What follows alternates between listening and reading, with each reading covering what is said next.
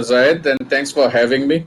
It's what should I say? It's a wonderful sessions which you are putting up together, and it was lovely to hear Ananda talking about the entire experience as well as the insight on the banking aspects and globalize how the and it gives a feel of how globally integrated one village we have become. It's Thank you very much, sir. really moved all of us into that direction. So Thank you. the topic.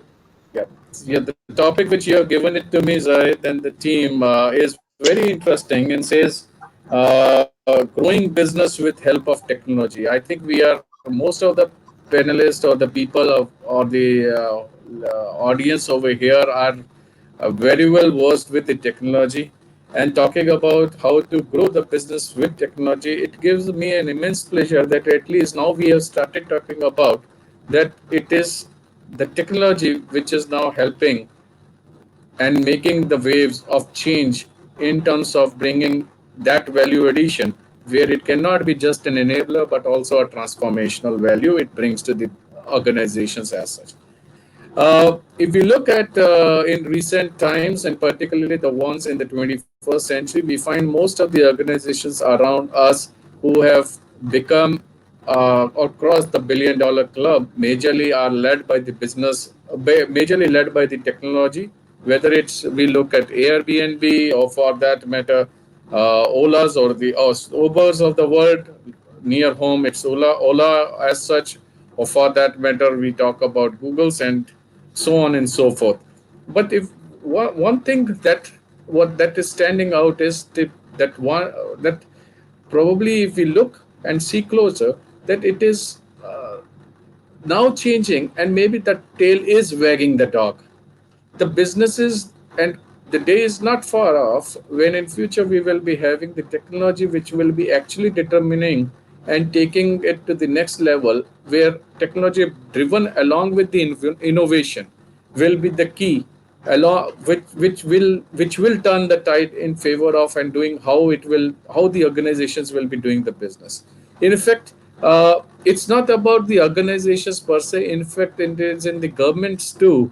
And in present occasion, if we look, a lot of e-gov projects or initiatives have been designed in that perspective or in that direction itself. Because the bottom line that has changed is that it is the customer experience that has become the center of entire. I would not. I would be.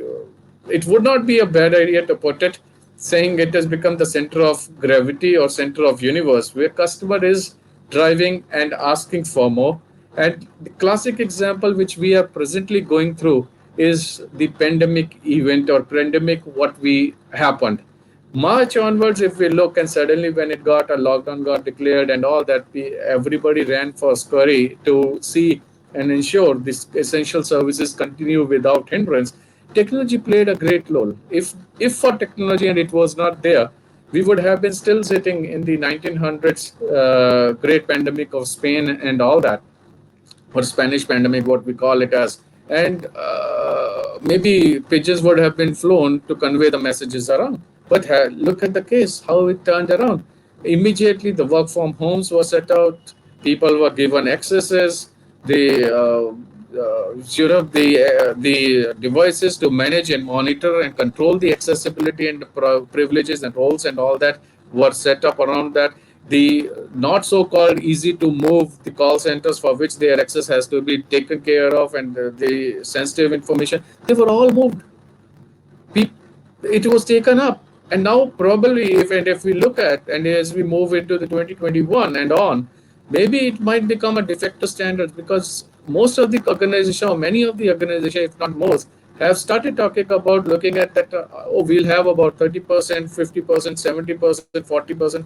I mean, percentage can be anything. Have our workforce working from home. So which is where it is catapulating and moving into the direction and where the technology is really making those leaps and bounds of changes.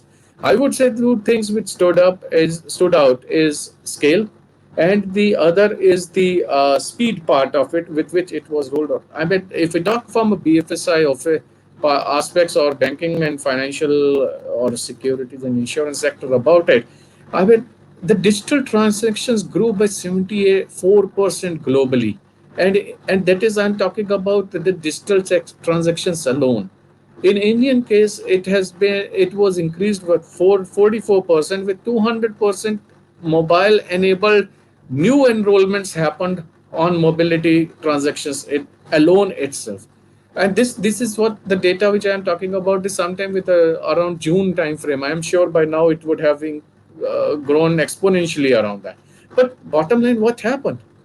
That at the end of the day, it is that speed and scale, whether it was the customer experience, whether it is using the digital part of it, using the aspects of AI and analytics which is being built into, or open bank APIs, they're all bringing that perspective about the change about it. We talk about conversational bots. We talk about the risk and fraud management aspect of it. We talk about money laundering areas about it. We talk about robo advisors on that aspect of that. So the center of epitome has now taken sphere, and if we look very closely, probably it's the fintechs have done extremely well and they have stood up to the challenge to see and show the traditional banking and other industry about it, that how the businesses can be done and run using technology and making that significant change about it. I mean, if I don't want to name any organization about it, but we know very classic case, that what it has happened. And let me put it this way: even demonetization that could not change the people's preference for a digital currency actually this pandemic has changed that. Even MSMEs or a small tier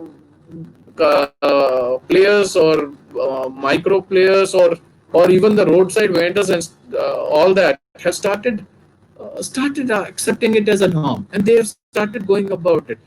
Why? Why? Because well, we can always say about that it carries the virus on the currency, and hence that going to be one part of it. But nonetheless, the other part is that it has been made so simple. It has become so easy. It's been so, uh, I would not say easy, but I would say it has become so customer friendly to deal with, that it can be operated by anybody, and that is where the forte of such kind of organizations lie into. I mean, I love giving that classic example that or not Indian, or rather banking industry is just like your music industry. The phase one was basically physical, which was similar to having the cassettes and the vinyl recordings and all that, where we had the brick and mortar shops about it. Then came the phase or the era where it became digital, and like music industry got CDs and all that. Now it is the time where we are getting into the full-fledged digital platforms about it. And when we say full-fledged digital, what it means is that a minimalistic intervention to deliver the outcome, which can be utilized not only for money transfer, account checking, and so on and so forth, which has happened as part of the digital, but looking at it from the perspective of, can I disperse loan? Can I borrow money? Can I this have the mortgage done online in a manner that it becomes faster, quicker? Just like we have got in the music, where we have got now iTunes, and we are all experiencing it. So the three phases of that, and that is how the digital part of it, and it has moved around. And probably it is important that we should look closely and see some of these challenges, how we can take care of them, how the technology can help. Probably some of our processes and the underlying tenets of those principles have to be really looked into with a simple and clear focus of being the customer as a centricity.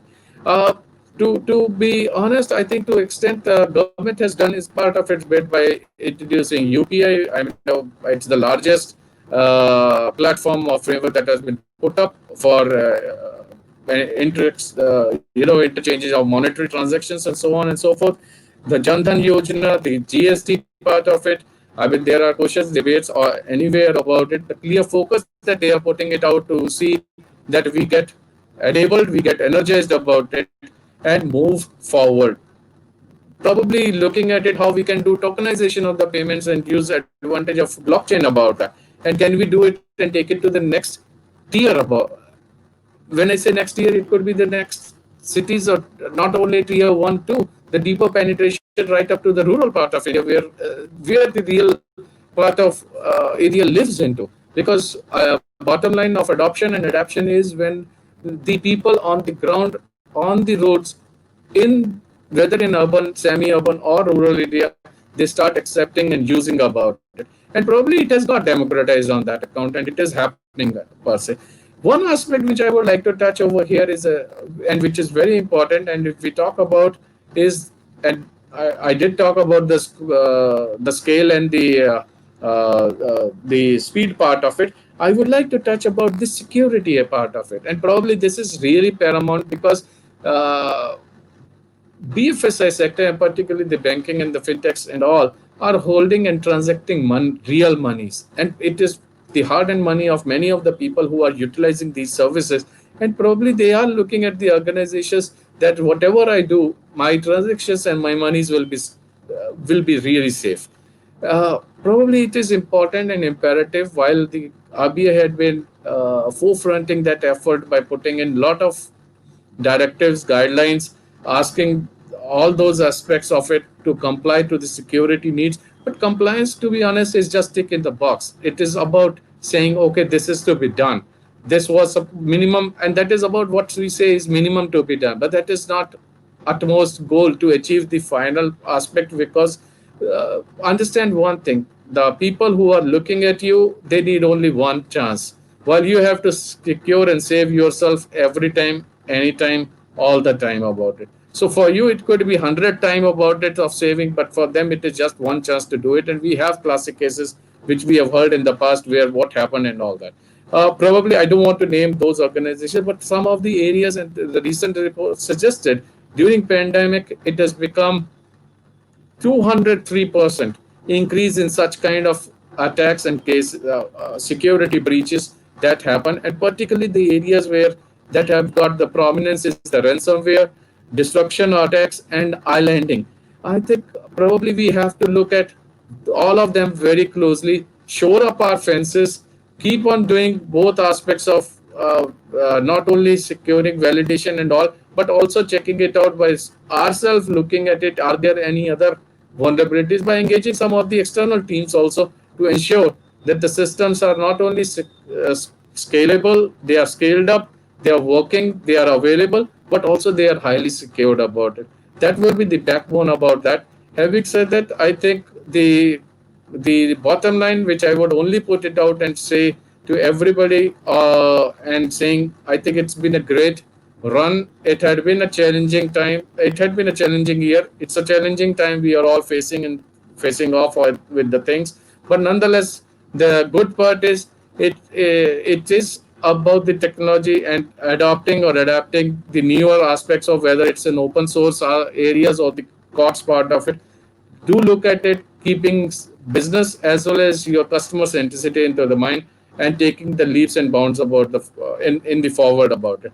I would only sum it up by saying, look at how your digital infrastructure, digital tools, digital methodologies, and digital culture can help you about it. Maybe it may be just to look at, could be one aspect to see, can it be just can we look at and provide one network for home and the another network for the work to be done, because with people working from home there are many other aspects and fundamentals. But probably wishing you all the very best about it, and we look forward that we continue to grow. The report says we should be looking at a CAGR of 20% or above.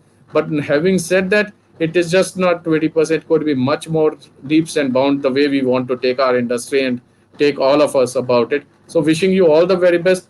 Keep that perspective in mind: speed, scalability, and security, the 3S principle about it, while that all revolves around one C, which is called customer. So thank you, and I wish you all the very best. Good luck, and also thanks for having me for this session as a keynote address. Thank you very much.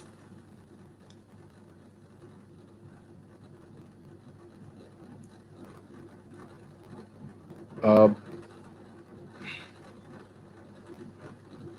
Very much. Thank you very much. Thank you very much, Mr. Bharat Anand, for your wonderful insight. And it's pleasure to have you on us actually on the stage. We're looking forward for your same support and same kindness for our future event also. And look forward to hearing more actually on your strategies and the thoughts actually. Thank you very much for your time, sir. Thanks, Zahid. Have a good one. Take care and all the very best for your